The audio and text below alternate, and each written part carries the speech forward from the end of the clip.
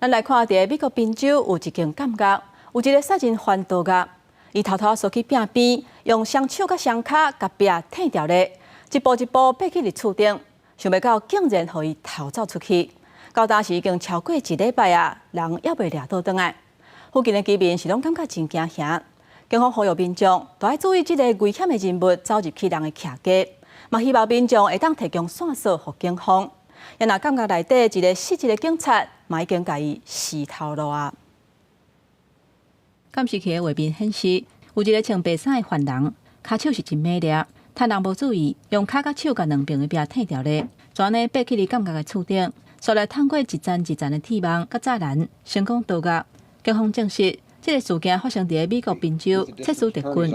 这个逃狱的犯人是巴西的卡瓦坎特，今年34岁。因为伊甲伊33岁前女朋友刣死，犯一级谋杀罪，被判终身监禁，而且袂当假释。想袂到伊竟然伫8月30日，趁无人看全逃走出去，到当时逍遥法外超过1礼拜。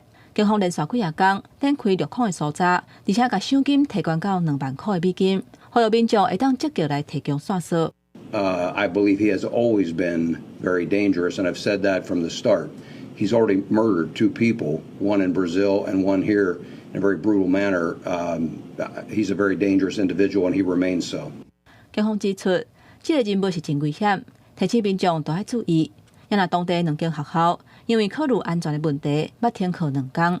目前有几啊条线报显示，这个重刑犯捌伫离监狱3.2公里的树林内底出现，甚至有风声讲，伊捌走去人的人家厝找物件食。不过附近的居民，大家心内是真惊吓。